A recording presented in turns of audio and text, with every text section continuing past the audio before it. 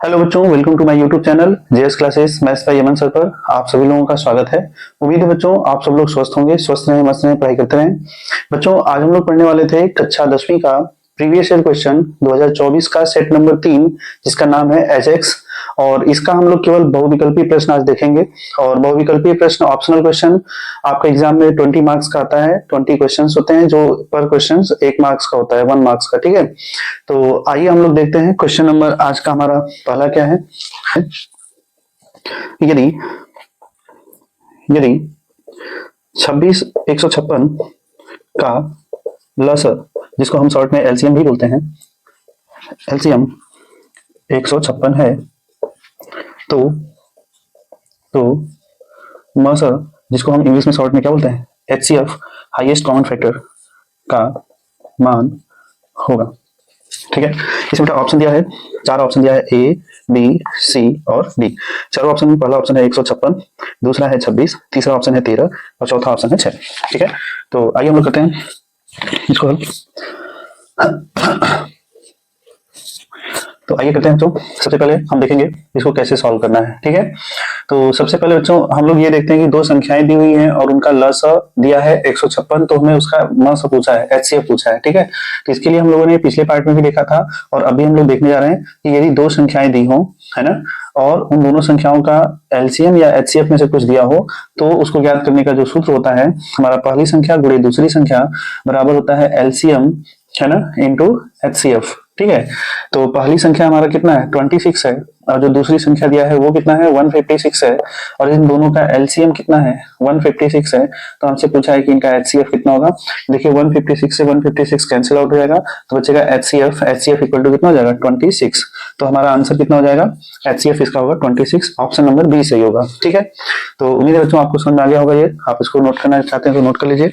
हम आगे बढ़ते हैं क्वेश्चन नंबर दूसरा पे। ठीक है, चलिए बच्चों चलते हैं क्वेश्चन नंबर दूसरा पे। आज का हमारा दूसरा क्वेश्चन है, क्वेश्चन नंबर सेकंड है, निम्नलिखित में से कौन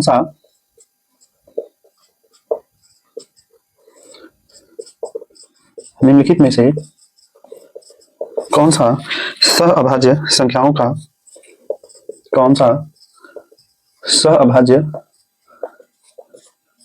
का एक युग्म है।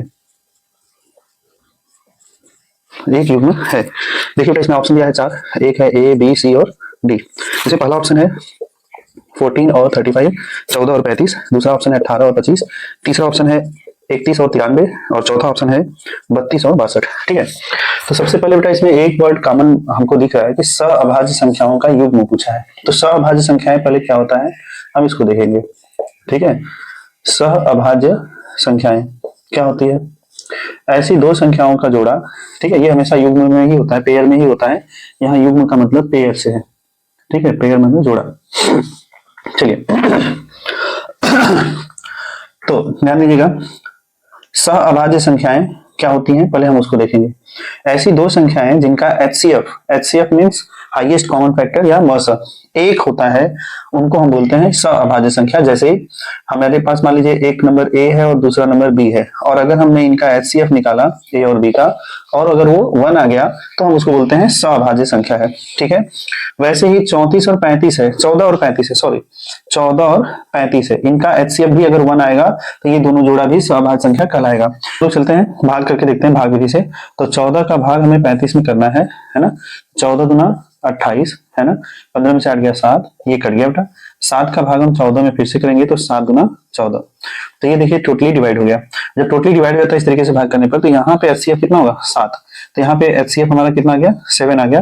जबकि एचसीएफ आना कितना चाहिए 1, जिसका एचसीएफ 1 आएगा हम उसी को केवल सहअभाज्य संख्या बोलेंगे और किसी को सहअभाज्य संख्या नहीं बोलेंगे। इसका मतलब हमारा पहला ऑप्शन नंबर 1 गलत है।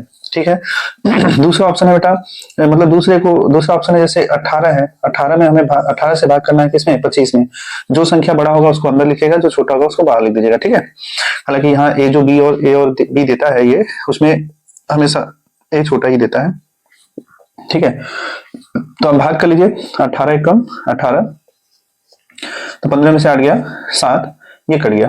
फिर 7 का भाग हम 18 में देंगे, 7 दूना 14, फिर 4 बचेगा, फिर 4 से भाग हम 7 में करेंगे तो 7 4 एकम 4, 3 बचेगा, फिर 3 से भाग हम 4 में करेंगे तो 3 एकम 3 कट गया, फिर 1 से भाग हम 3 में करेंगे तो 1 3 3, ये टोटली डिवाइड हो गया।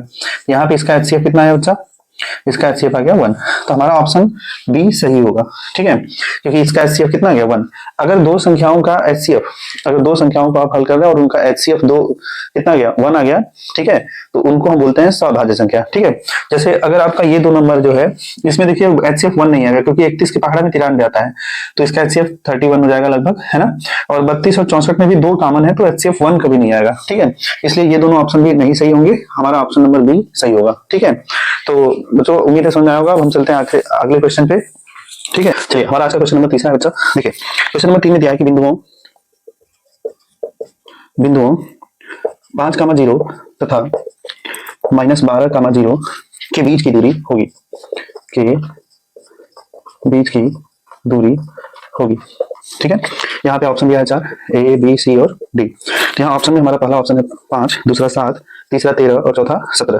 ठीक है, दो बिंदुओं के बीच की जो दूरी होती है उसमें जो पहला बिंदु होता है बेटा उसको हम x1 y1 मान लेते हैं। जैसे यहाँ पे मान लेते हैं ये बिंदु A है और एक बिंदु क्या है इधर B मान लेते हैं। इस बिंदु का निर्देशांक x1 मान लेते हैं और y1 मान लेते हैं, है ना। इस बिंदु का निर्देशांक हम x2 और y2 मान लेते हैं।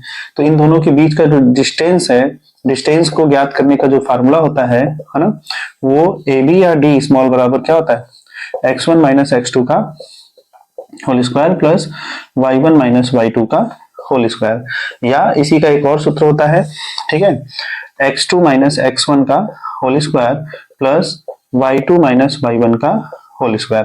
ठीक है बच्चों, तो जब भी ऐसा सवाल आए तो आप क्या करोगे, यहाँ पे मान लेते हैं, हालांकि इसको ऑप्शनल क्वेश्चन है, आपको डिटेल में बहुत करके दिखाना तो है नहीं, बट आप देख लो जल्दी से। जैसे यहाँ a मान लेते हैं 50 है और b मान लेते हैं -12,0 है।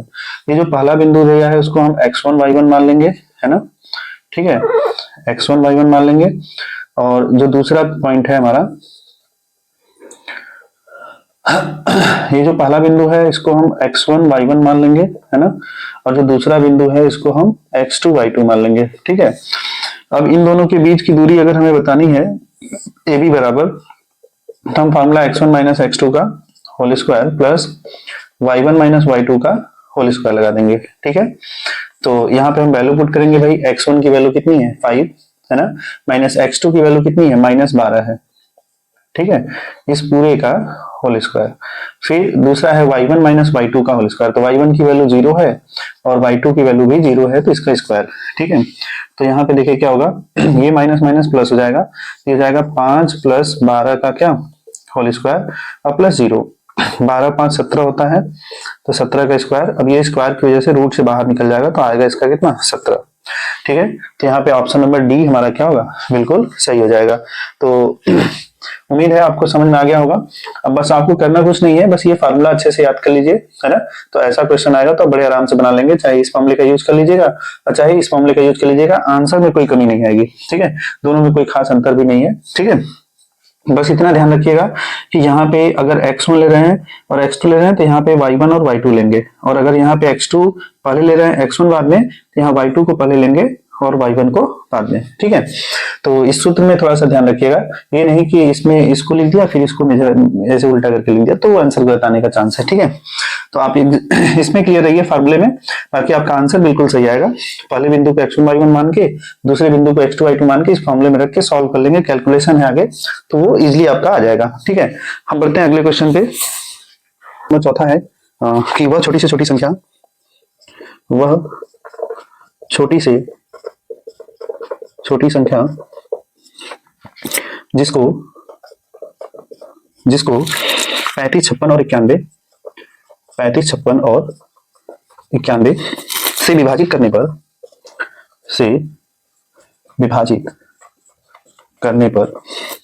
प्रत्येक दशा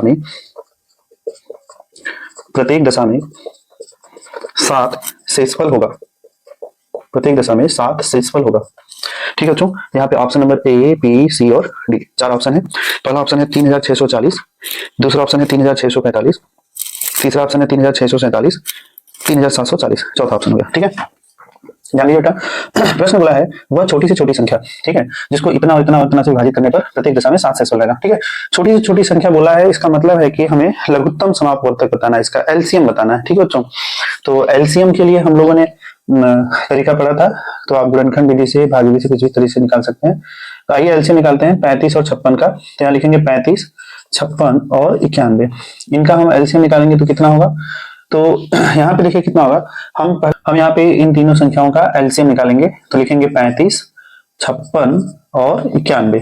ठीक है, तो इनका एलसीएम निकालने के लिए हम इनको लिख लेंगे और उसके बाद हम ऐसे लाइन खींच के हल करते हैं इसको। सबसे छोटा नंबर 2 से 56 कट जाएगा, तो इसको काटेंगे। जो दो ही कटेगा, जो नहीं कटने वाला है नंबर उसको उतार देंगे। जो करते हो ये कटेगा 2 से, इसको काट देंगे। 28 दूना 56 होता है। ये 91 नहीं कटेगा, उसको हम जो करते हैं उतार देंगे। ठीक है, फिर 2 से कट करेंगे तो ये 35 हो गया। 28 का आधा कितना हो गया, 14, फिर 91, फिर 2 से कटेगा तो 35, 2 7 14 और 91। फिर अब यहाँ पे 5 से काटेंगे, 5 7 35, ये कट जाएगा, ये नहीं कटेगा तो उतार देंगे, ये भी नहीं कटेगा तो उतार देंगे। ठीक है, फिर हम 7 से काटेंगे, 7 से ये भी कट गया, ये भी कट गया। 7 से इसको काटेंगे तो 13 बार में कट जाएगा, क्योंकि 13 7 91 होता है। फिर 13 से काटेंगे तो ये सब 1 1 1 हो जाएगा इधर। ठीक है, तो ये जो 35 है ना, एलसीएम अगर हमें निकालना हो, ठीक है, 35, 56 और 91 का,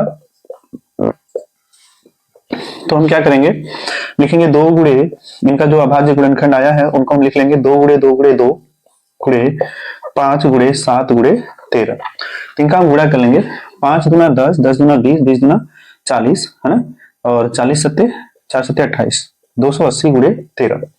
गुणा कर लीजिए, 13 0 0, 13 सत्ते 91, 13 अठे 104 के 4 हासिल आया कितना 10, 13 दूना 26, 10 36, 3640 हुआ। तो ये जो 3640 आया है, ये एक ऐसा नंबर है जिसको, जो 35 से भी डिवाइड हो जाएगा है ना, और 56 से भी डिवाइड हो जाएगा, और 91 से भी डिवाइड हो जाएगा। ठीक है, क्योंकि ये 35, 56 और 91 का एलसीएम है, तो ये जरूरी है कि 35, 56 और 91 इसको क्या करेगा, विभाजित करेगा। ठीक है, लेकिन ये बोला था क्वेश्चन में कि प्रत्येक दशा में 7 शेषफल भी होना चाहिए। तो अभी अगर हम 35 से भाग करेंगे इसमें, तो ये पूर्ण रूप से क्या होगा, कट जाएगा, 0 शेषफल आएगा। 56 से भाग करेंगे तब भी शेषफल 0 आएगा, 91 से भाग करेंगे तब भी शेषफल 0 आएगा। बट क्वेश्चन में क्या बोला था कि हर एक दशा में 7 शेषफल होना चाहिए, अगर हम 35, 56 और 91 से विभाजित करेंगे तो। अगर 7 शेषफल बचने की बात कर रहा है, इसका मतलब है 3640 में हम 7 जोड़ देंगे तो 3647 आएगा। 3647 में अब अगर हम 35 से भाग करेंगे तो 7 शेषफल बचेगा, 56 से भाग करेंगे तब भी 7 शेषफल बचेगा, 91 से भाग करेंगे इसमें तब भी 7 शेषफल बचेगा। क्यों बचेगा, क्योंकि 40 जब था तब शेषफल 0 बच रहा था, उसमें हम 7 जोड़ दिए तो शेषफल मतलब 3647 हो गया। तो अब इसमें शेषफल जब भी भाग करेंगे हम 7 बचेगा ही बचेगा। तो हमारा है, अच्छा यहाँ पे देखिएगा 3647 इसका आंसर है, 3647 ऑप्शन नंबर सी है, तो ऑप्शन नंबर सी बिल्कुल सही होगा। तो हम आगे बढ़ते हैं। अब थे हमारे पास कितना था, 35 था है ना, और 56 था और 91 था। ठीक है, पहले हम इसमें 35 से डिवाइड करेंगे। ठीक है, तो 1 टाइम जाएगा 35, तो यहाँ पे 6 में से 5 गया 1, ये कट गया। फिर हम यहाँ पे 4 उतारेंगे, 4 उतारने के बाद इससे छोटा नंबर हो रहा है इसलिए यहाँ पे 0 बढ़ाएंगे। फिर हम अगला नंबर 7 उतार लेंगे। अब 35 का पहाड़ा इतना बार पढ़ना है कि 147 से ज्यादा ना हो, तो 4 बार पढ़ लीजिए। 35 चौक का 140 होता है, तो यहाँ पे घटाएंगे बेटा तो 7 शेषफल बचेगा, बाकी सब कट गया, तो शेषफल 7 बचा। ऐसे ही अगर हम 56 से भाग करेंगे किसमें, 3647 में है ना, तो देखिए कितनी बार जाएगा भाग। इसमें अगर आपको भाग करने में दिक्कत हो रहा है, जैसे 2 अंक इधर है 2 अंक आप ले लीजिए, तो अंदर का नंबर छोटा पड़ रहा है 36, यहाँ 56 ज्यादा हो गया, ये छोटा पड़ रहा है, तो 1 अंक हम और बढ़ा लेंगे इसमें, तो 364 हो गया। अब अगर 56 का पहाड़ा नहीं आता है तो परेशान होने की जरूरत नहीं है, यहाँ से एक डिजिट 6 बंद कर लीजिए, यहाँ से एक डिजिट 4 बंद कर लीजिए, तो 36 है, यहाँ 5 है। 5 का पहाड़ा इतना बार पढ़िए कि 36 से ज्यादा ना हो, है ना, तो 5 7 35 होता है। चलिए 7 बार ले चल के देख ही लेते हैं। 7 6 42 के 2 हासिल है 4, 7 5 35 और 4 39, यहाँ 39 लिखेंगे, जबकि यहाँ 36 था तो ज्यादा आ गया। इसका मतलब है कि 7 बार न ले जाके हमें पहाड़ा कितनी बार ले जाना है, 6 बार। ये जो बंद करने का ट्रिक था, इससे नियर अबाउट आप नजदीक पहुंच जाते हो कि कितनी बार लगभग जाएगा। जैसे हमें 1 अंक यहाँ बंद किया, 1 अंक यहाँ से बंद कर लिए, तो 36 यहाँ 5 है, तो 5 7 35, 7 बार में ज्यादा हो गया तो हम 6 बार ले चलेंगे। 6 6 36, 6 8 3, 6 5 30 3 33, 14 में से 6 गया 8, 5 में से 3 गया 2, ये कट गया। ठीक है बेटा, अगला हम उतार लेंगे 7। अब हमें देखना है कितनी बार जा रहा है, तो यहाँ पे बंद कर लीजिए, फिर यहाँ पे देख लीजिए 1 अंक यहाँ बंद करिए, 1 अंक यहाँ पे, तो 5 का पहाड़ा इतना बार पढ़िए 28 से अधिक ना हो, तो 5 5 25, फिर 5 6 30 की 0 हासिल 3, 5 5 25 3 28। देखिए यहाँ 7 बच गया, ये भी कट गया, तो हमारा शेषफल कितना है 7। फिर ऐसे ही अगर हम 91 से भाग करेंगे किसमें, 3647 में, है ना, तो कितनी बार जाएगा, तो एक अंक यहाँ से बंद करिए, एक अंक यहाँ से बंद कर लीजिए, फिर 9 3 27, 9 चौके 36, 4 बार में देखिए ले चलिए, 4 1 4, फिर 9 चौके 36, है ना, ये कट गया, ये भी कट गया, ये भी कट गया, हम 7 उतारेंगे, 7 इससे छोटा है, तुरंत हम यहाँ 0 बढ़ा के इसको छोड़ देंगे क्योंकि अब आगे जा नहीं पाएगा, यहाँ पे भी शेषफल 7 हमारा बच गया। इन तीनों कंडीशन में देख रहे हैं शेषफल 7 बच रहा है, इसलिए हमारा ऑप्शन नंबर ये सही था। ठीक है, चलिए बच्चों हमारा क्वेश्चन नंबर 5 है आज का, है ना। क्वेश्चन नंबर 5 बोला है कि 8 के प्रथम 15 गुणजों का योगफल होगा। ठीक है, यहाँ पे 4 ऑप्शन दिया है, ए बी सी और डी। तो ऑप्शन नंबर पहला है बेटा 960, दूसरा ऑप्शन है 980, तीसरा ऑप्शन है 984 और चौथा ऑप्शन है 990। तो आइए देखते हैं। ठीक है, तो आइए देखते हैं हम इसको। 8 के प्रथम 15 गुणज, पहले हम यहाँ लिखेंगे 8 का प्रथम 15 गुणज कौन है। ठीक है, तो 8 का प्रथम 15 गुणज का मतलब जैसे 8 का पहाड़ा 15 बार, 8 के 8, 8 दूना 16, 8 तिया 24, 8 चौके 32, 8 पंजे 40, ऐसे ही लास्ट नंबर 15वां नंबर कौन सा होगा, 15 अट्ठे 120, है ना। इनका हमें योगफल बताना है, बोला है ना 15 गुणजों का योगफल क्या होगा, तो इनको जोड़ लीजिए भाई। तो 8 plus 16 plus 24 plus 32 plus 40 plus dot dot dot, हमें कितना जोड़ना है 120, इनका योगफल। तो भाई यहाँ पे हम समांतर श्रेणी का प्रयोग करेंगे। इसमें प्रथम पद a है हमारा 8, सार्वंतर d का मान हम निकालेंगे तो 16 माइनस 8 कितना आएगा, 8 आएगा। अंतिम पद an या l हमारा कितना दिया है, 120 दिया है ना। तो समांतर श्रेणी के n पदों का योगफल, है ना, तो हमने Sn बराबर फॉर्मूला पढ़ा था n/2, है ना, a प्लस l। यहाँ पे l n का मतलब दे दिया है 15 गुणज बोला था ना, तो यहाँ पे हम n का मान 15 रखेंगे, तो n s 15 बराबर कितना हो जाएगा 15/2, फिर a का मान है 8 और l का मान कितना है 120, 8 और 120। तो आगे बढ़ते हैं, तो यहाँ लिखेंगे हम Sn बराबर 15/2 गुणे 120 में 8 जोड़ेंगे तो कितना होगा 128, फिर 2 से कट कर लेंगे, 2 छक्का 12, फिर 2 चौके 8, तो S15 बराबर कितना होगा, तो 15 चौके 60 के 6 का 90 और 6 96, तो 960। तो यहाँ से 8 के प्रथम 15 गुणजों का योगफल कितना होगा 960 होता है। ठीक है, तो ये सवाल आप बेटा तब लगा पाओगे जब आपको ये सूत्र समांतर श्रेणी का याद होगा, तो इसको आप अच्छे से याद कर लीजिएगा, है ना, ताकि अगर ऐसा कहीं कोई प्रश्न आए तो आप ये सूत्र को अप्लाई कर सकें ना। सेकेंड फॉर्मूला था अच्छा, वो था Sn बराबर था n/2, है ना, 2a plus n-1 into D था। तो यहाँ पे हमें 15 पदों का बताना था, तो यहाँ लिखेंगे 15/2, 2 इंटू a का मान 8 प्लस n का मान 15 माइनस 1 गुणे d का मान 8। इसको सॉल्व करेंगे बच्चा, तो यहाँ पे हो जाएगा हमारे पास S15 बराबर 15/2, ठीक है, 8 दूना 16 प्लस 15 माइनस 1 14, 14 से 98, 14 अट्ठे 112। ठीक है, तो जब हम इसको सॉल्व करेंगे तो 15/2 गुणे 112 में 16 जोड़ेंगे तो 128 आएगा, फिर इसको कट करेंगे तो 64 आएगा, फिर इसका गुणा करेंगे तो 960 आ जाएगा। ठीक है, सुनाई नहीं बात, तो हमारा ऑप्शन नंबर पहला ए सही होगा 960। तो आप किसी भी फॉर्मूले से करेंगे आंसर आपका सेम आएगा। तो आप समांतर श्रेणी के n पदों का योगफल का एक फॉर्मूला ये है और एक फॉर्मूला हम लोगों ने पहले पढ़ा था वो था, तो आप दोनों में से किसी एक फॉर्मूले से अप्लाई करके हल कर सकते हैं, दोनों में से आ जाएगा। ठीक है, तो हम बच्चों आगे बढ़ते हैं। क्वेश्चन छठवां है कि यदि द्विघात समीकरण x² + 2x - p = 0 का एक मूल -2 है, -2 हो तो p का मान होगा। Option A B C D दिया है, पहला है 0, फिर दूसरा है 1, फिर 2 है, फिर 3 है, ये हमारे 4 ऑप्शन हो गए। तो चलिए आगे देखते हैं। ध्यान दीजिएगा, यहाँ पे बोला है कि x² + 2x - p = 0। ये कह रहा है कि इसका एक मूल, द्विघात समीकरण है तो इसके कितने मूल होंगे, मैक्सिमम 2 मूल होंगे। मान लेते हैं पहला मूल इसका अल्फा है और दूसरा मूल क्या है, बीटा है। अल्फा एक मूल बोला है कि -2 है, तो मान लेते हैं अल्फा ही हमारा -2 है। तो पूछा है पी का मान क्या होगा। तो पहले हम इसका तुलना करा लेंगे बेटा, किसके साथ, ax² + bx + c = 0 से, है ना। जब हम इसे तुलना कराएंगे तो यहाँ पे देखिए एक्स स्क्वायर की जगह एक्स स्क्वायर है, ए की जगह पे कौन है 1 है, एक्स के प्लेस पे एक्स है, बी की जगह पे कौन है 2 है, और सी की जगह पे कौन है माइनस बी है। ठीक है, और हम लोगों ने पढ़ा था कि मूलों का योगफल बराबर जो होता है वो होता है माइनस बी अपान ए। ठीक है, तो यहां से अल्फा का मान -2 दिया है, प्लस बीटा बराबर माइनस बी, बी का वैल्यू 2 दिया है तो -2 बटा ए का मान 1 है तो 1। ठीक है, यहाँ से बीटा का मान अगर हम निकालना चाहें, ये -2 है, उधर जाएगा क्या होगा +2 होगा, तो बीटा बराबर हो जाएगा -2 + 2। ठीक है, क्योंकि माइनस में था उधर भेजेंगे प्लस में, और ये माइनस में पहले से था तो ये रहेगा, ये उधर जाके प्लस हो गया, तो बीटा बराबर कितना आ जाएगा 0। ठीक है, बीटा का मान क्या हो गया 0। फिर हम लोगों ने पढ़ा था अल्फा इंटू बीटा बराबर होता है सी अपान ए। ठीक है, तो अल्फा का वैल्यू देखो बेटा कितना है -2 गुणे बीटा का वैल्यू अभी हमने निकाला कितना है 0 बराबर सी, सी का वैल्यू कितना है -p अपान ए का वैल्यू कितना है 1 है। तो यहाँ से माइनस से माइनस आए तो काट दें, इनका आंसर 0 हो जाएगा, तो p इक्वल टू कितना हो जाएगा 0। तो हमसे पूछा था इसमें कि p का मान क्या होगा, है ना, तो यहाँ पे पहला ऑप्शन 0 सही हो जाएगा हमारा, क्योंकि p का मान क्या होगा 0 होगा। ठीक है बच्चों, तो आगे बढ़ते हैं हम लोग अगले क्वेश्चन पे। हमारा अगला क्वेश्चन, चलिए हमारा अगला क्वेश्चन है, क्वेश्चन नंबर 7 है, कह रहा है कि x अक्ष पर स्थित बिंदु, x अक्ष पर स्थित बिंदु,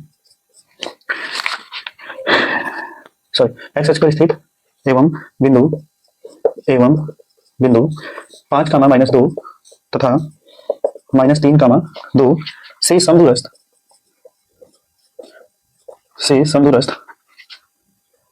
से समदूरस्थ बिंदु के निर्देशांक होंगे, बिंदु के निर्देशांक होंगे। ठीक है, हमारा ऑप्शन दिया है यहाँ पे ए बी सी और डी, 4 ऑप्शन है। पहला ऑप्शन है 2,0, फिर दूसरा ऑप्शन है 2,2, फिर 2,1, फिर चौथा ऑप्शन है 1,0। ठीक है, तो आइए हम लोग देखते हैं। यहाँ बोला क्या है कि एक्स अक्ष पर स्थित एक्स अक्ष पर स्थित एवं बिंदु इतना इतना से समदूरस्थ बिंदु का निर्देशांक क्या होगा। ठीक है, तो आइए हम लोग चलते हैं। तो सबसे पहले हम इसको देखिए ग्राफ के माध्यम से समझ लेते हैं एक बार, है ना। तो ये हमारा एक्स अक्ष हो गया, वाई अक्ष हो गया और ये एक्स अक्ष हो गया। ठीक है, तो यहाँ पे देखेंगे एक्स अक्ष पे मैक्सिमम 5 तक गया है ना, और मैक्सिमम -3 तक, है ना। तो यहाँ पे हम लिखेंगे ये 1 हो गया, ये 2 हो गया, ये 3 हो गया, ये 4 हो गया और ये क्या हो गया 5, और इधर ऋणात्मक दिशा में -3 तक गया है। ठीक है, ये -1 हो गया, मान लेते हैं -2 है, -3 है। ठीक है, और यहाँ y अक्ष पे मैक्सिमम 2 तक गया है, मिनिमम -2 तक गया है, तो ये मान लेते हैं y अक्ष पे 1 है और ये क्या है 2 है, और इधर मान लेते हैं -1 है और इधर क्या मान लेते हैं -2 है। ठीक है, चलिए हमें बोला है कि पहले 5 का मत -2 कहाँ पे आएगा उस बिंदु को देख लेते हैं। तो 5 इधर है बेटा, 2 -2 इधर है ना। एक्स अक्ष पे पहले देखते हैं, बाद में हम y अक्ष पे देखते हैं। तो एक्स अक्ष पे पहले हम 5 इकाई चलेंगे, y अक्ष पे हम -2 इकाई, तो -2 इकाई नीचे आएगा तो यहाँ पे आएगा। ठीक है, तो हम इस बिंदु को आगे बढ़ाएंगे ऐसे और इसको आगे बढ़ाएंगे ऐसे, ये दोनों जहां कहीं भी मिलेगा वो पॉइंट हमारा हो जाएगा कौन सा 5, -2। ठीक है, अगला पॉइंट है -3, 2, एक्स अक्ष पे -3 यहाँ पे है और y अक्ष पे +2 यहाँ पे है, यानी हमको इसको आगे बढ़ाना था, है ना, ऐसे, और इसको आगे बढ़ाना था ऐसे सीधा। ठीक है, ये दोनों जहां भी मिलेगा वो बिंदु कौन सा है -3, 2 है। कह रहा है कि एक्स अक्ष पर कोई बिंदु खोजो जो इन दोनों बिंदुओं को मिलाने वाली बिंदु, इन दोनों से क्या हो समदूरस्थ हो, और बिंदु का निर्देशांक क्या होगा। तो चलिए मान लेते हैं कि माना एक्स अक्ष पर स्थित वह बिंदु क्या है। अब एक बात का ख्याल रखिएगा कि एक्स अक्ष पर स्थित किसी भी बिंदु का निर्देशांक x, 0 होता है ना। तो वह बिंदु x, 0 है। तो भाई देखिए वो हमें पूछा था कि वो बिंदु क्या होगा, तो x, 0 होगा, बस हमें x की वैल्यू निकालनी है, बाकी 0 हमारा फिक्स रहेगा। तो इसमें से देखिए 2 ऑप्शन तो ऐसे ही कट गया, ये और ये कट गया ऐसे ही, क्यों, क्योंकि यहाँ पे हमें 0 फिक्स है, लास्ट में आएगा, या तो ये ऑप्शन सही होगा या तो ये होगा। तो आइए हम देखते हैं कि अब इनमें से कौन सा सही है। ठीक है, तो उसके लिए हम क्या करेंगे, मान लिया कि एक्स अक्ष पे स्थित बिंदु ये है, ठीक है, और इन दोनों बिंदुओं से क्या है वो समदूरस्थ है। इस बिंदु को हम ए मान लेते हैं, इस बिंदु को क्या मान लेते हैं बी मान लेते हैं। ठीक है, और हम मान लेते हैं फिलहाल अभी कि वो दूरी क्या है, यहीं पे मान लेते हैं एक्स, है ना। फिलहाल अभी देखिए एक्स की वैल्यू हमें कंफर्म नहीं है कि 1 है कि 2 है, क्योंकि यहाँ पे 2 और 1 है, तो हम बीच में भी मान के चलते हैं, जब हमारा आंसर आ जाएगा तो हम उसको मान लेंगे कि कहाँ पे है। हम मान लेते हैं इस बिंदु का निर्देशांक कितना है x, 0 है। ठीक है, जब ये x, 0 है तो यहां से इसका डिस्टेंस है ना, यहां से इस बिंदु का डिस्टेंस, और यहां से बोला है कि इस बिंदु का डिस्टेंस क्या है, समान है। समदूरस्थ का मतलब क्या है, समान दूरी पर स्थित है। तो चलिए हम इसको मान लेते हैं बीच में P है, तो A से P का डिस्टेंस और B से P का डिस्टेंस क्या होगा, इक्वल है। ठीक है, तो इसका मतलब ये है कि ये कहना चाह रहा है कि AP जो है वो इक्वल है किसके, BP के, है ना। AP जो है ये यहां से यहां तक की लंबाई और BP की लंबाई क्या है, इक्वल है। तो आइए ध्यान देते हैं हम लोग। तो अब यहाँ पे देखिए दो बिंदु हो गया, दो बिंदुओं को मिलाने वाले या दो बिंदुओं के बीच का दूरी का जो फॉर्मूला होता है हम लोग उसको लगाएंगे यहाँ पे। तो हमारा फॉर्मूला क्या था कि x2 माइनस x1 का whole square plus y2 minus y1 का होल स्क्वायर, और इधर भी हम वही फॉर्मूला लगाएंगे, है ना, x2 माइनस x1 का whole square plus y2 minus y1 का होल स्क्वायर। ठीक है बच्चों, तो दोनों पक्षों का वर्ग कर देंगे या रूट से रूट कैंसिल हो जाएगा, वो खत्म हो गया। बस हमें वैल्यू पुट करनी है। देखिए AP था, इसमें x2 हमारा ये होगा, है ना, इसको हम x1 y1 मान लेंगे और इसको क्या मान लेंगे, x2 y2 मान लेंगे। ठीक है, तो x2 क्या होगा हमारा x है और x1 क्या है, -3 है। तो हम यहाँ लिखेंगे ब्रैकेट में x माइनस -3 का whole square plus y2 minus y1 है, तो y2 की वैल्यू 0 है और y1 की वैल्यू क्या है, 2 है। तो हम यहाँ लिखेंगे 0 माइनस 2 का क्या, होल स्क्वायर। और इधर हम हमारे पास BP था, तो x2 हमारे पास क्या होगा, x होगा। देखिए जो यहाँ पहले बिंदु है उस बिंदु का जो निर्देशांक होगा उसको हम x1 y1 मानेंगे, है ना, और जो बाद में बिंदु है P, है ना, उसके निर्देशांक को हम x2 y2 मान लेंगे। तो यहाँ पे अगर हम रखेंगे, ये रूट से रूट कैंसिल कर दिया हमने। ठीक है, ध्यान रखिएगा, पहला है क्या है, x2 माइनस x1, तो x2 की वैल्यू क्या है, x है, और माइनस x1 की वैल्यू 5 है। तो हम यहाँ लिखेंगे x माइनस 5 का होल स्क्वायर प्लस y2 हमारा 0 है, माइनस y1 है -2, तो लिखेंगे 0 माइनस -2 इस पूरे का क्या, होल स्क्वायर। ठीक है, चलिए आगे बढ़ते हैं। देखिए ये माइनस अंदर जाएगा, इस माइनस को क्या करेगा, प्लस कर देगा। तो यहाँ पे हो जाएगा x प्लस 3 का क्या, होल स्क्वायर प्लस ये 0 माइनस टू होता है, -2 का स्क्वायर प्लस 4 हो जाएगा। यहाँ पे ये जाएगा x माइनस 5 का क्या, होल स्क्वायर प्लस ये माइनस माइनस प्लस हो जाएगा, 2 का स्क्वायर 4 होता है, तो 4 से तो 4 कैंसिल हो जाएगा, है ना। तो हमारे पास बचेगा कितना, हमारे पास बचेगा x प्लस 3 का होल स्क्वायर, है ना, इक्वल टू जाएगा x माइनस 5 का होल स्क्वायर। ठीक है, प्लस b का होल स्क्वायर क्या होगा, ये जाएगा a स्क्वायर प्लस 3 का स्क्वायर 9 प्लस 2ab होता है, तो 3 गुना 6x हो जाएगा ना। फिर यहाँ a माइनस b का होल स्क्वायर क्या होगा, a square plus b square, 5 का स्क्वायर 25 माइनस 2ab होता है, तो 5 गुना 10x हो जाएगा। ठीक है, x स्क्वायर से x स्क्वायर कैंसिल हो जाएगा, ये 10x है, प्लस माइनस में इधर आएगा प्लस में होगा, तो ये 6x पहले से था, 10x हो जाएगा बराबर, ये 25 है, ये 9 प्लस में उधर जाएगा माइनस में होगा। ठीक है, तो 10 6 कितना हो गया, 16x बराबर 25 में से 9 हो गया 16। तो यहाँ से 16 से 16 कैंसिल हो जाएगा, तो बच्चा x बराबर कितना आएगा, 1 आएगा। तो वो बिंदु जो हमने माना था x, 0, तो x की वैल्यू जब 1 आ गई तो हम यहाँ 1 रखेंगे, तो वो बिंदु क्या आएगा, 1, 0 होगा। ठीक है, तो अब हमें ये क्लियर हो गया कि जो बिंदु हम यहाँ माने थे, अब वो 1, 0 यहाँ पे था। ठीक है, यहां से इस बिंदु का डिस्टेंस और यहीं से इस बिंदु का डिस्टेंस क्या था, समान आएगा। सुनाई बात, तो इसका मतलब है कि ये जो ग्राफ हम लोगों ने खींचा था, एज्यूम किया था, ये यहाँ पर ना होकर कहाँ रहेगा, इसीलिए हमने बोला था कि इसको अभी हम क्लियर नहीं बता रहे हैं, जब वो आंसर निकल जाएगा तब क्लियर हो जाएगा कि कहाँ पे है ना। तो वो पॉइंट कहाँ पे आया, 1 पे आया, है ना। तो हमें लगता है कि समझ में आ गया होगा आपको। ठीक है, तो हम आगे बढ़ते हैं। यहाँ से देखिए, यहाँ से यहाँ तक का डिस्टेंस और यहाँ से यहाँ तक का डिस्टेंस क्या होगा, मतलब ये बिंदु जो है समान दूरी पर होगा। एक्स पर स्थित ये एक ऐसा बिंदु है जहां से इसकी डिस्टेंस और इसकी डिस्टेंस क्या होगी, समान होगी। ठीक है, तो उम्मीद है बच्चों आ गया होगा समझ में। इसका हमें कौन सा ऑप्शन चाहिए, ऑप्शन नंबर डी चाहिए इसका। ठीक है, तो क्वेश्चन नंबर 8 है कि समीकरण 2x square minus 5x plus 4 बराबर 0 के मूलों की प्रकृति होगी, है ना, मूलों की प्रकृति होगी। ठीक है, तो यहाँ पे 4 ऑप्शन दिया है, ए बी सी और डी। ठीक है, पहला ऑप्शन है वास्तविक और समान, है ना, पहला ऑप्शन दिया है वास्तविक और समान। दूसरा ऑप्शन दिया है काल्पनिक, दूसरा ऑप्शन है काल्पनिक। तीसरा है वास्तविक और असमान। चौथा ऑप्शन है इनमें से कोई नहीं। ठीक है, ठीक है, तो ध्यान दीजिएगा आप लोग। इसमें क्वेश्चन में क्या बोला है, क्वेश्चन में बोला है कि एक द्विघात समीकरण दिया है, बोला है कि उसके मूलों की प्रकृति कैसी होगी। ठीक है, तो एक बात का ख्याल रखिएगा बच्चा कि किसी भी द्विघात समीकरण की जो मूलों की प्रकृति होती है वो उसके विविक्तकर डी के मान पे निर्भर होता है। ठीक है, जैसे कहने का मतलब हमारा ये था कि अगर कोई द्विघात समीकरण ax स्क्वायर प्लस bx है ना प्लस c बराबर 0 है, तो इसका जो विविक्तर होता है उसको d से शो कराते हैं। d का जो वैल्यू होता है वो b स्क्वायर माइनस 4ac होता है। हम क्या करेंगे, जितने भी द्विघात समीकरण दिए होंगे हम उनको a b c का मान निकाल के d का मान निकालेंगे। पहले d का मान क्या होता है, b स्क्वायर माइनस 4ac होता है। ठीक है, अब इतना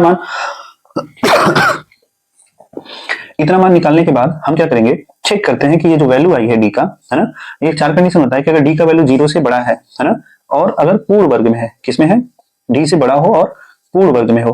तो पूर्ण वर्ग का मतलब है कि जैसे 2 हो गया, 4 हो गया, है ना, सॉरी 2, 1 का स्क्वायर 1 हो गया, 2 का स्क्वायर 4, 3 का स्क्वायर 9। तो जो ये पूर्ण वर्ग में नंबर अगर है तो जो इसका मूल होता है ना, इसका मूल जो होता है वो होता है हमारा वास्तविक होता है ना, और परिमेय होता है, वास्तविक, परिमेय और भिन्न भिन्न होता है। ठीक है, और दूसरा कंडीशन होता है कि अगर डी का मान 0 से बड़ा हो, है ना, बट पूर्ण वर्ग में ना हो। ठीक है, पूर्ण वर्ग में ना हो। ठीक है, तो जो इसका मूल होता है ना, जो इसका मूल होता है वो वास्तविक होता है। ठीक है, और अपरिमेय होता है, वास्तविक होता है और अपरिमेय होता है और भिन्न भिन्न होता है। ये सब क्यों होता है ऐसा, मैं कभी डिटेल क्लास पढ़ाऊंगा तो बताऊंगा अच्छे से। फिलहाल अभी हम क्वेश्चन को सॉल्व करने के चक्कर में है, तो आप इतने से काम चला लीजिए कि ऐसे याद कर लीजिएगा डी का मान दो कंडीशन होता है, 0 से बड़ा होता है, एक बार पूर्ण वर्ग में हो, एक बार ना हो।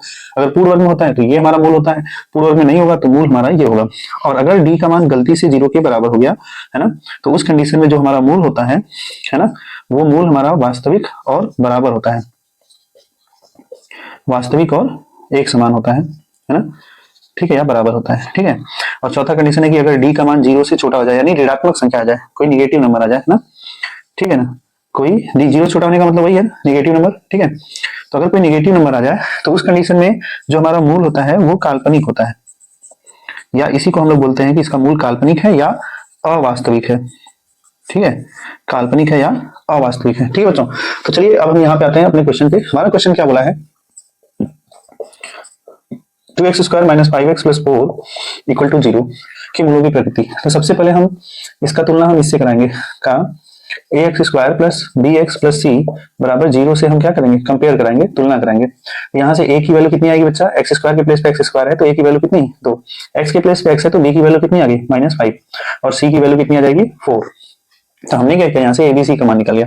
अब हम किसका वैल्यू निकालेंगे, डी का मान। ठीक है, तो विविध का डी का जो वैल्यू होता है वो क्या होता है, बी स्क्वायर माइनस 4ac होता है बेटा। तो बी की वैल्यू -5 है तो लिखेंगे -5 का होल स्क्वायर माइनस 4 इंटू ए की वैल्यू क्या है 2 इंटू सी की वैल्यू क्या है 4। तो -5 का स्क्वायर प्लस 25 होगा, और -4 चौक का 16 दूना 32 हो गया बेटा।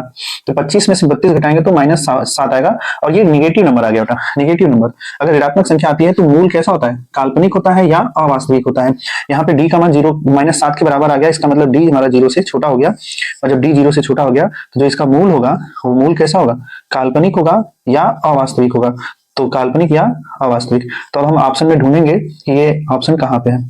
ठीक है, तो देखिए मूल में काल्पनिक बोला है ना इधर, बाकी सब जगहों पे तो वास्तविक वास्तविक है, यहाँ काल्पनिक बोला है, तो हमारा आंसर बी सही हो जाएगा इस बार। ठीक है, तो उम्मीद है ये वाला क्वेश्चन आपको समझ में आया होगा, नोट डाउन कर लीजिए, हम आगे बढ़ते हैं।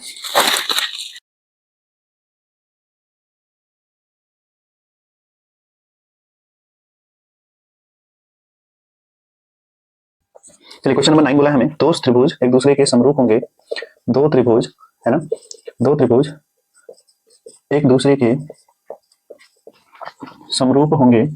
ठीक है, बोला है कब, ऑप्शन दिया बेटा यहाँ पे 4 ए बी सी और डी। जैसे पहला ऑप्शन दिया है यदि इनके संगत कोण बराबर हो, यदि इनके संगत कोण क्या हो, बराबर हो। ठीक है, यदि इनकी संगत भुजाएं समानुपाती हो, यदि इनकी संगत भुजाएं समानुपाती हो। फिर तीसरा सी बोला है कि ए और बी दोनों, ए और बी दोनों। चौथा दिया है इनमें से कोई नहीं। ठीक है, ध्यान दीजिएगा बच्चों, इसमें क्या बोला है कि दो त्रिभुज एक दूसरे के समरूप होते हैं, एक वर्ड है इसमें समरूप, सिमिलर होता है इसका मतलब।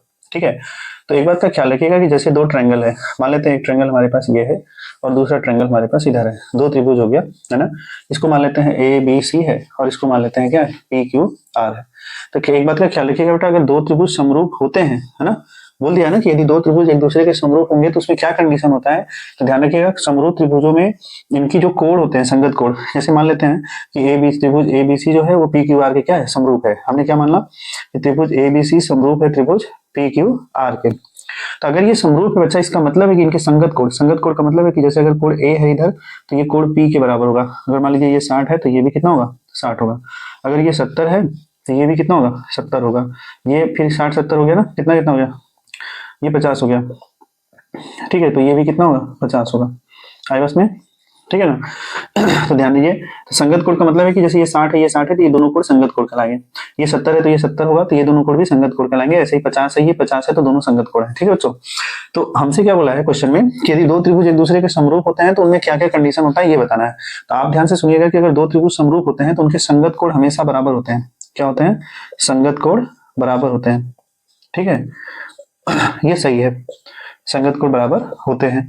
फिर दूसरा हमें इसमें ये पहला नियम है, मतलब पहला ये है कि इसका संगत कोण बराबर होता है। दूसरा है कि इनकी जो संगत भुजाएं हैं, है ना, संगत भुजाएं समानुपाती होती हैं, हमेशा समानुपाती होती हैं।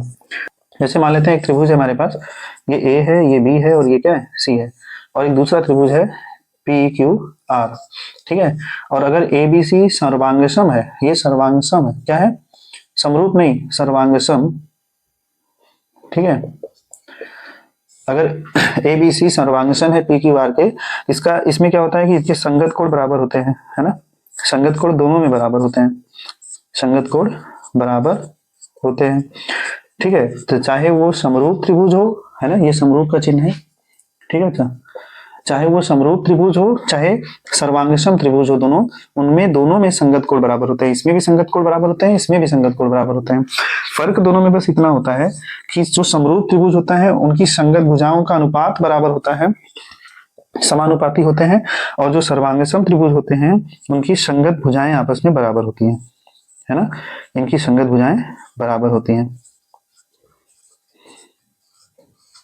ठीक है, तो दोनों में अंतर मुझे लगता है समझ में आया होगा। अगर कल कोई इस पे क्वेश्चन पूछ देगा तो आप इसको ध्यान में रखिएगा बेटा कि अगर त्रिभुज समरूप है तो उनमें संगत कोण बराबर होंगे। सर्वांगसम त्रिभुज है दोनों, तब भी पे उनमें संगत कोण बराबर होंगे, दोनों में संगत कोण हमेशा बराबर होता है।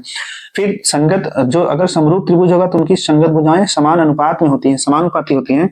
और जो संगत भुजाएं होती हैं सर्वांगसम त्रिभुजों की जो संगत भुजाएं होती हैं वो समानुपाती नहीं होती हैं, वो आपस में बराबर हो जाती हैं। ठीक है, इसमें कौन सा सही होगा, कह रहा है यदि दो त्रिभुज एक दूसरे के समरूप हैं तो इनके संगत कोण बराबर होते हैं, ये भी सही है। यदि इनके संगत भुजाएं समानुपाती होती हैं, ये भी सही है। ठीक है, और ए और बी दोनों, तो ए भी सही है बेटा, बी भी सही है, इसका मतलब सी 100% सही होगा। यहाँ ए और बी को हम नहीं लेंगे। ठीक है, दोनों में टिक नहीं लगाना है, टिक तो किसी एक ही में लगाना है। तो ए और बी दोनों जहां दिया है वहीं पे हम लगाएंगे, क्योंकि ए भी सही है बी भी सही है। तो सी हमारा ऑप्शन इसलिए सही होगा क्योंकि इसमें ए और बी दोनों दिया है। ठीक है, तो चले हम आगे बढ़ते हैं अगले क्वेश्चन पे। क्वेश्चन नंबर 10 है बच्चों, 10वां नंबर है ना। क्वेश्चन नंबर 10 में बोला है कि चित्र में, यहाँ पे एक चित्र बनाया हुआ है क्वेश्चन में, तो हम लिखते हैं चित्र में त्रिभुज ODC समरूप है त्रिभुज OBA के। ठीक है, फिर कह रहा है कि यदि कोण BOC बराबर 125 अंश है और कोण CDO बराबर 70 अंश है ना, है तो कोण OAB का मान होगा। ठीक है, तो यहाँ पे ऑप्शन है 4, पहला ऑप्शन है, दूसरा ऑप्शन है, तीसरा है और डी है। पहला ऑप्शन है बेटा यहाँ पे 55 अंश, है ना, दूसरा ऑप्शन है 60 अंश, तीसरा ऑप्शन है 65 अंश और चौथा ऑप्शन है 70 अंश। ठीक है, तो अब चित्र पहले देख लेते हैं क्या बनाया है। देखिए चित्र है कि दो रेखाएं हैं बिल्कुल ऐसे समांतर एक दूसरे के बनाए हैं, देखने में लग रहा है बट ऐसा कुछ बोला नहीं है कि समांतर है दोनों। फिर यहाँ पे दो तिर्यक रेखाएं जो एक दूसरे को क्रॉस कर रही है, कट कर रही है। ठीक है बच्चों, है ना, फिर इसमें दो तिर्यक रेखाएं जो एक दूसरे को क्या कर रहे हैं, कट कर रहे हैं। यहाँ पे है बिंदु ए, है ना, और यहाँ पे बिंदु बी है, और ऊपर यहाँ पे बिंदु सी है, और यहाँ पे बिंदु क्या है, डी है। फिर हमसे बोला था कि BOC, यहाँ पे बिंदु O है। ठीक है, बोला था BOC ये पूरा कोण कितने अंश का है, ये पूरा कोण बोला है 125 अंश का है। यहाँ BOC 125 दिया है, CDO 70 है। ठीक है, तो CDO ये कितने अंश का है, 70 अंश का है बच्चा। ठीक है, तो हमसे पूछा है OAB का मान, OAB ये वाला कोण मान लेते हैं, x उसको मान लेते हैं, हमें x का मान बताना है। ठीक है बच्चों, चलिए ध्यान दीजिएगा। अभी हम लोगों ने इसके जस्ट पहले वाले क्वेश्चन में बोला था कि यदि दो त्रिभुज समरूप हैं तो उनकी संगत कोण आपस में क्या होते हैं, बराबर होते हैं। ये जो दिया है हिंट, इसी की सहायता से हम लोग कर लेंगे। लिखेंगे त्रिभुज ODC समरूप है त्रिभुज OBA के। ठीक है, तो अगर समरूप है बच्चा तो ये कोण O जो है वो बराबर होगा कोण O के, है ना, यानी इधर का जो कोण है ODC में, ODC का ये वाला कोण है ना, इस वाले कोण के बराबर होगा। हालांकि हमें इस कोण से कोई मतलब है नहीं कितना है। फिर दूसरा कोण D बराबर होगा B के, जैसे O बराबर हो गया O के, D बराबर होगा B के। है ना। तो कोण डी बराबर होगा बी के। तो कोण डी कहाँ है भैया, ये है। कोण बी कहाँ होगा, ये है। तो अगर ये 70 है तो ये भी कितना होगा, 70 होगा, जाहिर सी बात है। फिर हम तीसरा है कोण सी और ए, तो कोण सी बराबर होगा कोण ए के, है ना। तो ध्यान दीजिए कोण सी हमारा यहाँ पे है ना, कोण ए यहाँ पे है। ये दोनों कोण जो भी होंगे आपस में बराबर होंगे, ठीक है। तो आइए देखते हैं चलिए ध्यान दीजिए, हम लोगों ने एक नियम पढ़ा था कि यदि कोई सरल रेखा है ना, और यहाँ से कोई एक और रेखा इधर से जा रही है ना, इस पर स्थित है, तो इसका ये कोण और ये कोण दोनों मिला के, जैसे अगर ये x है और इधर y है, तो x प्लस वाई बराबर 180 होता है। किस नियम से, कोणों के रैखिक युग्म से, ठीक है बच्चों। तो उम्मीद है कि आपको समझ आया होगा। तो आगे बढ़ते हैं। तो आप अगर ध्यान से देखेंगे तो ये एक स्ट्रेट लाइन है, सीधी रेखा है ना, इस पर ये पूरा कोण और ये पूरा कोण का योगफल कितना आ रहा है, 100 कितना आ रहा है, 180 आना चाहिए, ठीक है। तो 180 में इन दो, इसका कोण और इसका कोण का योगफल कितना होगा, 180 होगा। तो चलिए मान लेते हैं ये कोण 1 है ना। तो कोण 1 प्लस 125, कोण 1 प्लस 125 बराबर कितना होगा, 180। तो यहाँ से अगर हम कोण 1 का मान निकालेंगे बच्चा, तो उसको उधर भेजेंगे, तो 180 माइनस 125 होगा। तो कोण 1 बराबर कितना होगा, घटा लीजिए, 10 में से 5 गया 5, फिर यहाँ बचेगा 7 में से 2 गया 5, 55 अंश आएगा। एक का मान ये 55 है, तो इसके नीचे ये दोनों आपस में बराबर था। अगर ये 55 है तो ये नीचे वाला भी कितना होगा, 55 होगा। क्यों बराबर है, क्योंकि शीर्षाभिमुख कोण बन रहा है। यहाँ से हम ऐसे भी कर सकते हैं और यहाँ समरूप दिया था तो इसकी वजह से भी हो जाएगा, ठीक है। तो अगर हम इस त्रिभुज में देखेंगे बच्चा ध्यान से, है ना, तो इस त्रिभुज में तीनों कोणों का योगफल कितना होगा, 180 अंश होगा ना। तीनों कोणों का योगफल 180 होगा। 180 में ये 55 है, ये 70 है, तो x निकाल लेंगे, लिखेंगे x प्लस 55 प्लस 70, है ना, बराबर 180 होगा। तीनों कोणों का योगफल 180 होता है। इन दोनों को जोड़ लेंगे तो 5 हो जाएगा, 7 5 12 के 2 हासिल 1, है ना, 12 लिख देंगे सीधे सीधे 180। ये प्लस में बेटा उधर जाएगा माइनस में, 180 में से 125 को क्या कर लेंगे, घटा लेंगे, है ना। तो घटाएंगे तो कितना आएगा, x बराबर 55 आएगा। तो यानी इसका मान कितना होगा, 55 होगा, ठीक है। तो चलिए हम आगे लिख लेते हैं इसको, ये 55 है, इसलिए ये हमारा क्या होगा, ऑप्शन सही हो जाएगा, ठीक है। यदि sine theta equal to cos theta, जहां थीटा का जो मान है वो 0 से बड़ा है या 0 के बराबर है, और 90 से छोटा या 90 के बराबर है, तो थीटा का मान होगा। पहली बात तो ये आप डिसाइड, एक जगह ये आप वो कर लो, थीटा का मान होगा। इसका ऑप्शन दिया है ना, 4 ऑप्शन दिया है, ए बी सी और डी। इस चारों ऑप्शन में लिखा है 60 अंश, 45 अंश, 30 अंश और 0 अंश, ठीक है बच्चों। ध्यान दीजिए, यहाँ पे एक चीज समझिए, पहले थीटा का जो वैल्यू है वो 0 से 90 के बीच में होना चाहिए, ठीक है। तो आइए देखते हैं। देखिए हमारा जो सोल्यूशन होगा कैसे होगा, sine theta equal to cos theta है, और ये बोल दिया है थीटा का मान 0 से 90 के बीच में होगा यहाँ पे। तो ध्यान देना, यहाँ पे हमारा सारा जो एंगल है वो 0 से 90 के बीच में ही है। इनमें से कौन सा सही होगा ये हमें सोचना है बस, ठीक है। तो जब आप एंगल याद किए थे, है ना, साइन और कॉस का, तो साइन और कॉस में एक जो वैल्यू थी साइन का और कॉस का, जो दोनों में वैल्यू सेम था। जैसे साइन 45 का मान, है ना, साइन 45 का मान और कॉस 45 का मान, है ना, दोनों का मान क्या था, 1/√2 1/√2। वैल्यू याद है, दोनों याद होना चाहिए। तो बस सीधे सीधे मिल गया कि एक ही ऐसा वैल्यू है जहां पे दोनों साइन और कॉस क्या होते हैं, इक्वल होते हैं, ठीक है। तो थीटा का मान 45 हो जाएगा, हम ऐसे लगा सकते हैं। नहीं तो और तरीका अगर हल करना चाहते हैं तो ऐसे कर सकते हैं, इंटू में 1 तो मान ही सकते हैं, क्योंकि 1 लिखने से कोई खास फर्क पड़ने वाला है नहीं। तो कॉस थीटा गुणा में इधर आएगा, भाग में होगा, तो हम यहाँ लिखेंगे साइन थीटा अपान में क्या, cos theta equal to 1। Sine upon cos क्या होता है,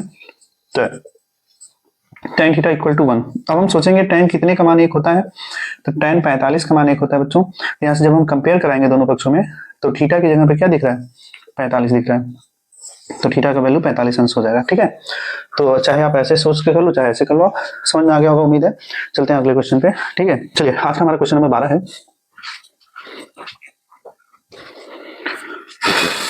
क्वेश्चन नंबर 12 है बेटा यहाँ पे कि साइन 15, है ना, बेटा में कॉस 75 का मान होगा। यहाँ पे ऑप्शन दिया है ए बी सी और डी, ठीक है। ऑप्शन 1 है यहाँ पे, फिर 0 है, फिर 2 है, फिर -1 है, ठीक है। तो एक बात का ख्याल रखना बेटा, हम लोगों ने जब त्रिकोणमिति पढ़ा था, है ना, अब मैंने त्रिकोणमिति पढ़ा भी रखा है, अगर आप वहां से देखना चाहें तो देख सकते हैं।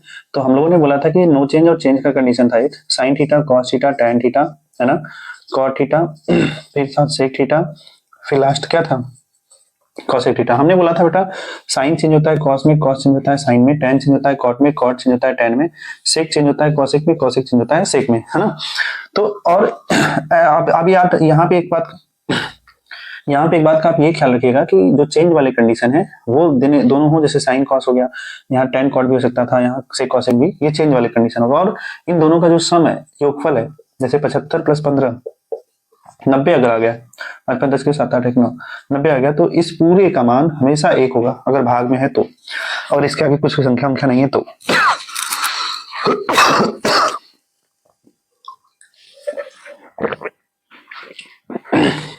तो इसका ऑप्शन पहला सही हो जाएगा। ठीक है, अगर ऐसे नहीं समझ आ रहा है तो आइए हम उसको अच्छे से करते हैं। जैसे देखिए साइन 15 कॉस 75 है ना, इनमें से किसी एक को चेंज कर लीजिए, दोनों को नहीं, एक ही को, साइन को ही अगर हम चेंज करना चाहते हैं, साइन को क्या हम ऐसा लिख सकते हैं क्या, 90 - 75, क्योंकि भाई 90 में से 75 घटाएंगे तब 15 आ जाएगा, है ना। अपान में cos 75 पहले सही है, और हम लोगों ने चतुर्थांश से पढ़ा था ट्रिग्नोमेट्री में, तो वहां पर हम लोगों ने पढ़ा था कि साइन 90 - थीटा इक्वल टू होता है cos थीटा।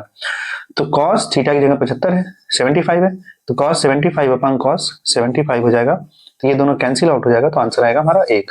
ठीक है बच्चों, इसलिए हमारा पहला ऑप्शन ए सही होगा। ठीक है, चलिए हमारा 13 नंबर क्वेश्चन, यदि यहाँ लिखा है sine theta minus cos theta equal to 0 है, तो sine power 4 theta plus cos power 4 theta का मान होगा।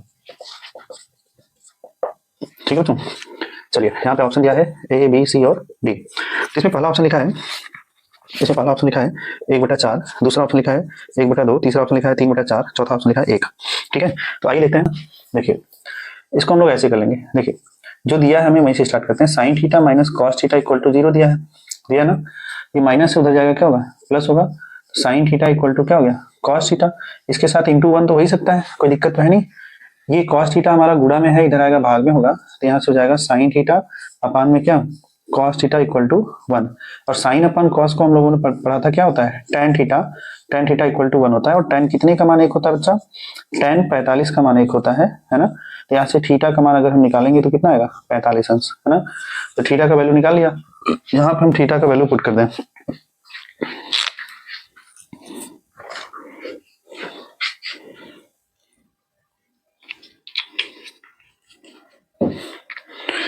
यहाँ पे अगर हम थीटा का वैल्यू पुट करेंगे, है ना, तो क्या लिखेंगे, पहले क्वेश्चन को उतारेंगे, sine power 4 theta plus cos power 4 theta है। ठीक है, तो थीटा का वैल्यू अगर हम 45 पुट करेंगे यहाँ पे, तो ये हो जाएगा साइन 45, है ना, उसकी पावर कितना 4, और यहाँ पे भी हो जाएगा cos 45, उसकी पावर कितना 4। साइन 45 की वैल्यू होती है 1/√2, इसके पावर कितना बेटा 4। cos 45 की वैल्यू भी होती है 1/√2, इसके पावर भी कितना है 4।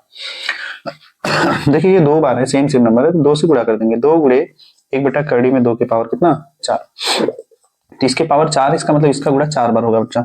2 गुणे 1/2 में 2 गुणे 1/2 में 2 गुणे 1/2 में 2 गुणे 1/2 में 2।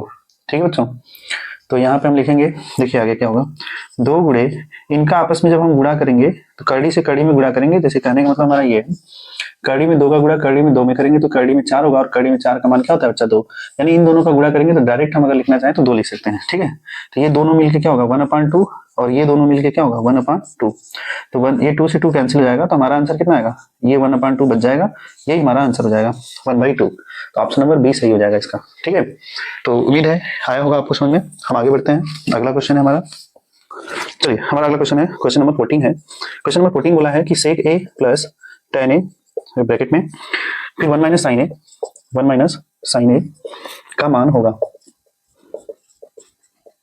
का मान होगा। ठीक है, यहाँ पे 4 ऑप्शन दिया है, ए बी सी और डी, तो चारों ऑप्शन में देखिए क्या होगा। फिर यहाँ पहला है सेक ए, दूसरा है साइन ए, तीसरा है कॉसेक ए, चौथा है कॉस ए। ठीक है, तो आइए बच्चों देखते हैं क्या होगा इसका आंसर। चलिए ध्यान दीजिएगा, यहाँ पे हमें क्वेश्चन को पहले लिख लेते हैं। क्वेश्चन है सेक ए प्लस टेन ए, है ना, और यहाँ पे है 1 माइनस साइन ए।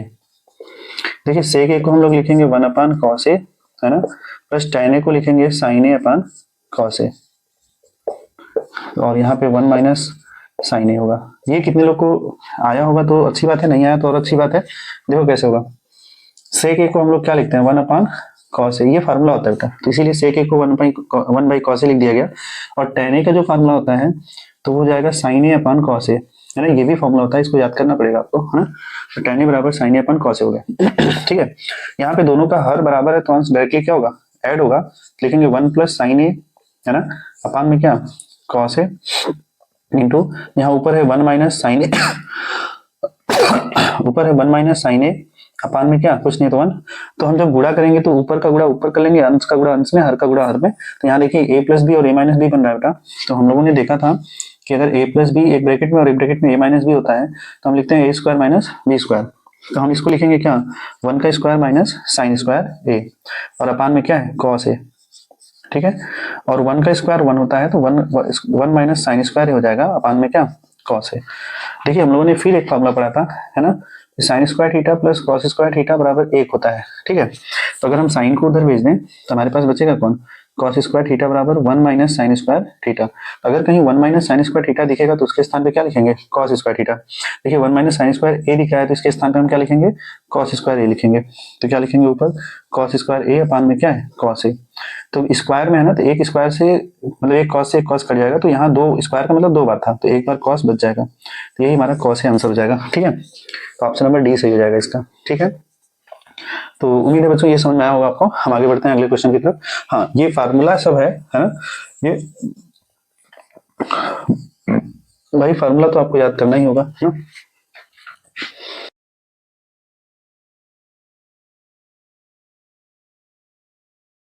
अगला क्वेश्चन है 15 नंबर। 15 नंबर बोला है चित्र में बिंदु ओ को, तो एक चित्र दिया है अभी बनाएंगे हम।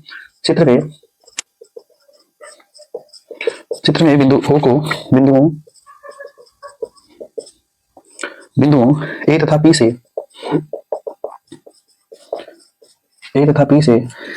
देखने पर अवनमन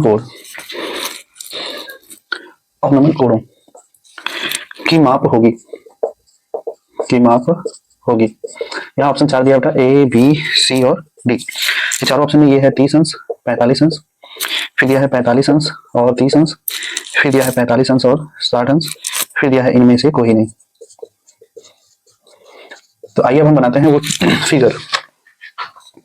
तो ये हमारा फिगर है, जमीन है, ठीक है। यहाँ पे कोई ऐसे स्तंभ खड़ा है, यहाँ पे ये कोण बनाया है एक, फिर इतना ही लंबा चौड़ा स्तंभ एक और है, यहाँ से उसी बिंदु पर एक कोण और बना है, ठीक है। यहाँ पे O है इस पॉइंट पे, है ना, यहाँ पे B है, यहाँ पे Q है, यहाँ पे P है, ठीक है, यहाँ पे A है, ठीक। तो हमसे बोला है बेटा यहाँ पे 60 अंश का कोण बन रहा है ना।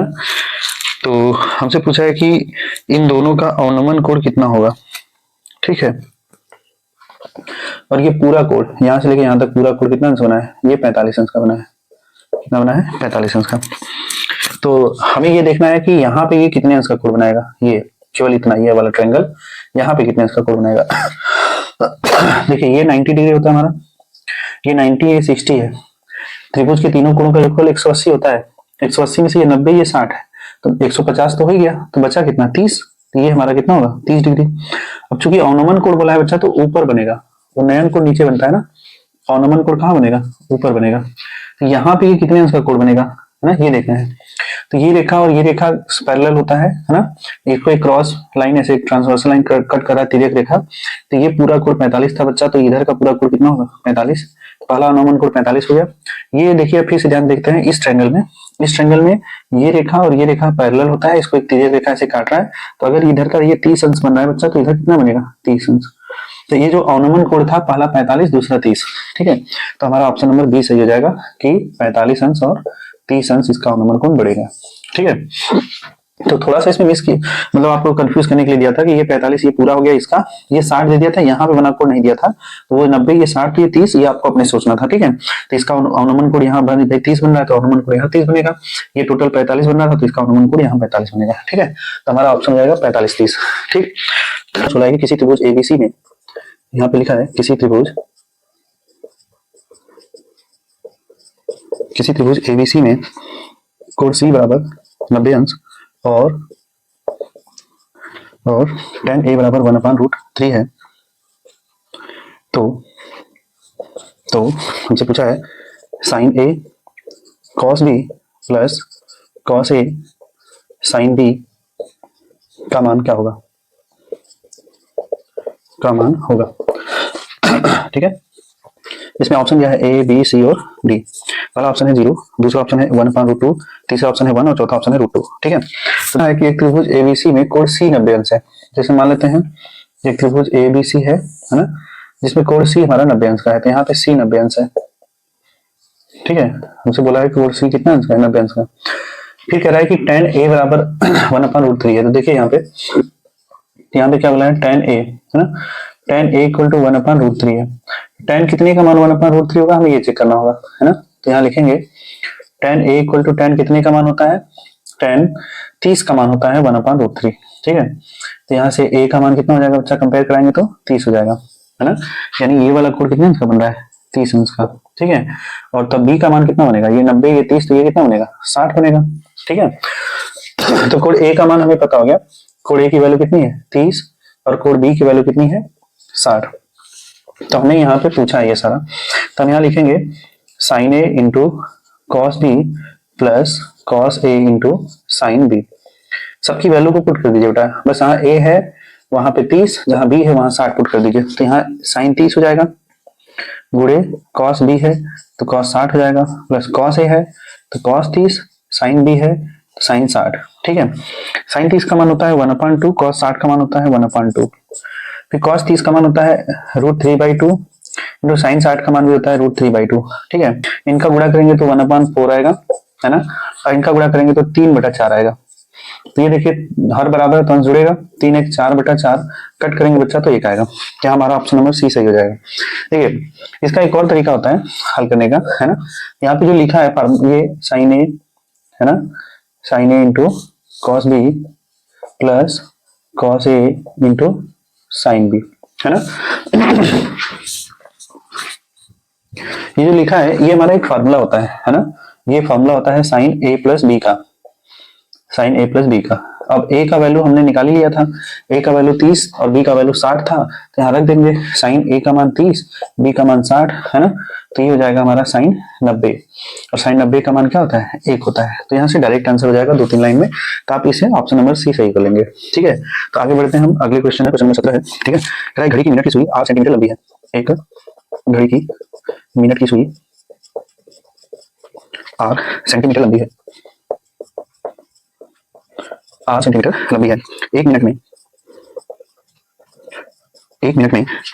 मिनट की सुई द्वारा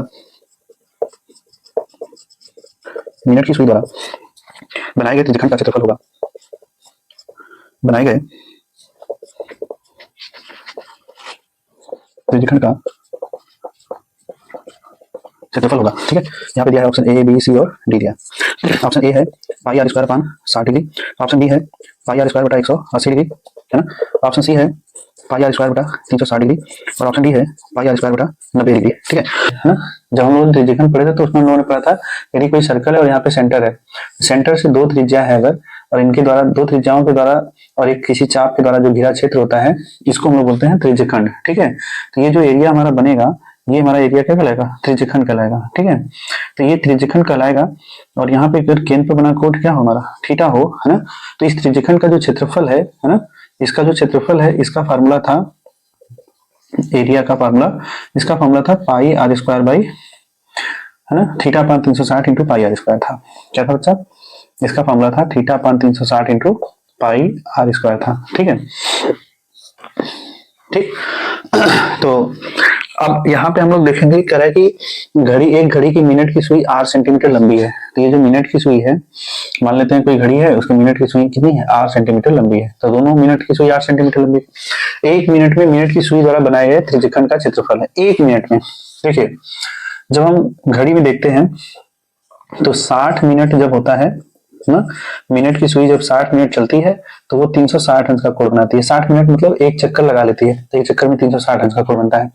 तो यहाँ पे एक मिनट में कितने अंश का कोण बनेगा, है ना, तो ये जाएगा 360 बटा 60, 60 से मतलब 6 से 0 0 कट जाएगा, 6 कम 6 6 6 36, तो एक मिनट में कितने अंश का कोण बनेगा बच्चा, एक मिनट में बनेगा 6 अंश का कोण, है ना। और ये बोला है कि 8 सेंटीमीटर लंबी था वो सुई, और एक मिनट में मिनट की सुई द्वारा बनाए गए त्रिज्यखंड का क्षेत्रफल, तो एक मिनट में कितने अंश का कोण बनेगा 60 अंश का। तो यहाँ थीटा का मान 6 अंश का, यहाँ थीटा का मान कितना हो जाएगा 6 हो जाएगा। ठीक, तो हम यहाँ थीटा का मान कितना रखेंगे 6/360 गुणे पाई इंटू ये आर ही है तो आर का स्क्वायर लिखेंगे त्रिज्या। ठीक है, ये 6 कम 6 36 तो 60 हो जाएगा, है ना। तो जो हमारा एरिया आएगा निकल के वो एरिया कितना हो जाएगा पाई आर स्क्वायर बटा 60, पाई आर स्क्वायर बटा कितना 60। देखते हैं ऑप्शन नंबर कौन सा सही है, पहला वाला ये पाई आर स्क्वायर बटा 60 वाला ऑप्शन सही हो जाएगा इसका। ठीक है, तो आगे हम बढ़ते हैं। हमारा अगला क्वेश्चन है 18 नंबर। 18 नंबर में बोला है कि 1/2 सेंटीमीटर व्यास वाले, है ना, 1/2 सेंटीमीटर व्यास वाले किसी ठोस अर्धगोले का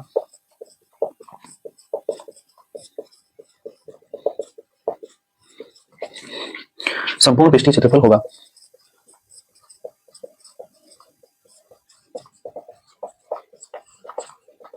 ठीक है, इसमें ऑप्शन है 4, ए बी सी और डी।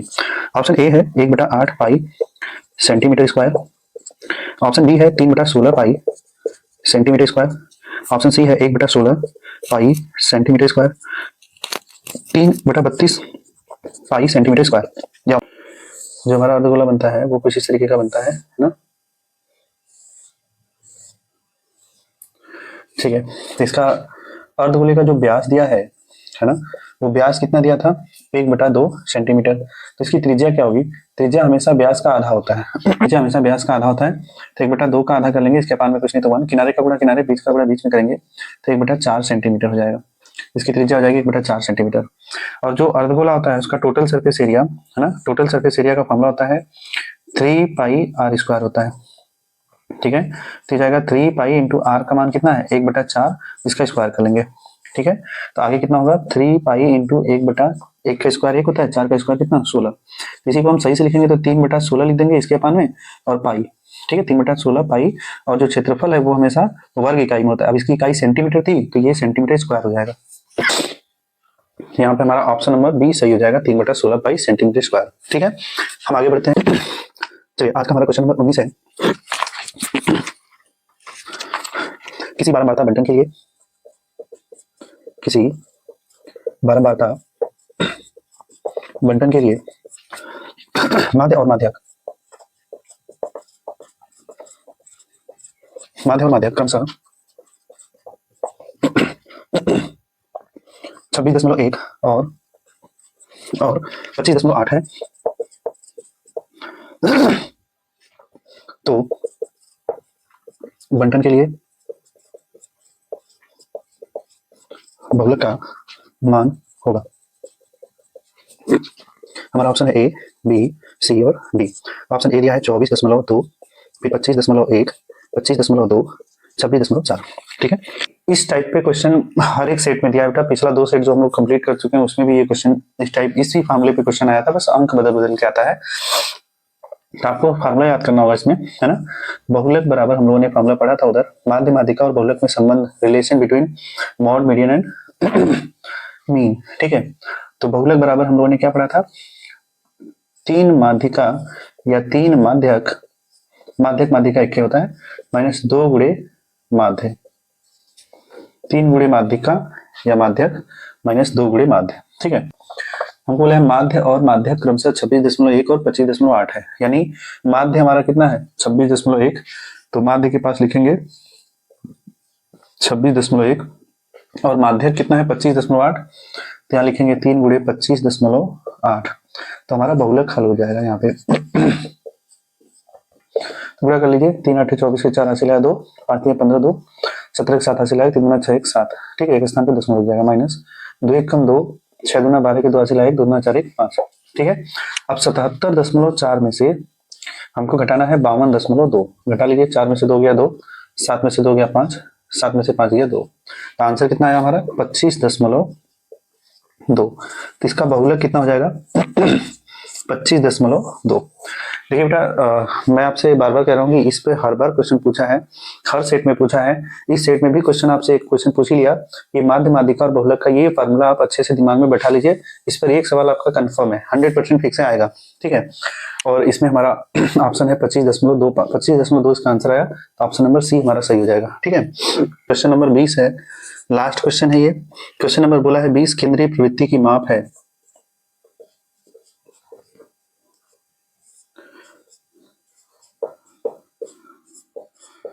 केंद्रीय प्रवृत्ति की माप है।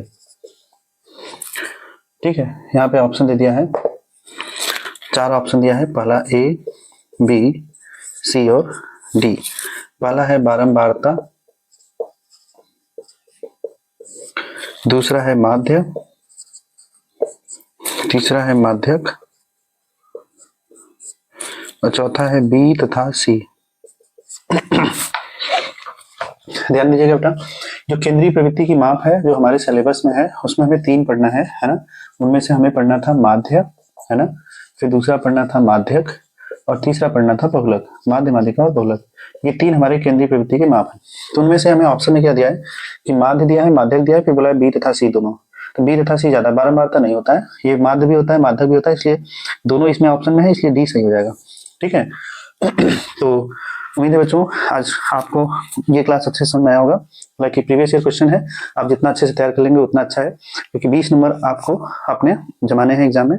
ठीक है, तो उम्मीद है बच्चों आप लोग को ये वीडियो अच्छी लगी होगी। ठीक है, अगर वीडियो अच्छी लगी हो तो दोस्तों के साथ शेयर करें, चैनल को सब्सक्राइब कर लें और बेल आइकन को प्रेस कर दें, ताकि अगर हम कोई नया वीडियो अपलोड करें तो आप तक कोई नोटिफिकेशन या मैसेज चला जाए। ठीक है, मिलते हैं बच्चों नेक्स्ट वीडियो में। ठीक है, आज के लिए इतना ही। जय हिंद, जय भारत, धन्यवाद।